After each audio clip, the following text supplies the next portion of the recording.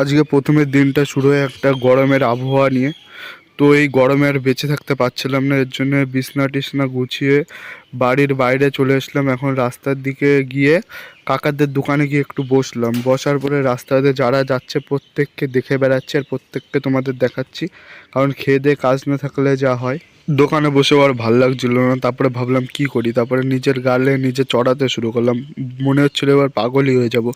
তারপরে বাড়ি থেকে ডাকলো, আর গিয়ে মার সাথে একটু কথা বললাম। এইবার মনে হলো যে গরমের ভিতরে একটু কুলের আচার খাওয়া যাক। তো আমি সারা ঘরে খুঁজছিলাম, কোথাও পাইনি কুলের আচার। তো ফাইনালি এটার ভিতরে এখন কুলের আচারটা পেয়ে গেলাম।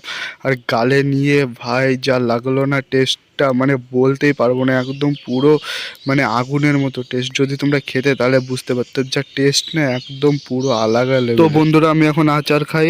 দেখা হবে নেক্সট ব্লগে। টাটা।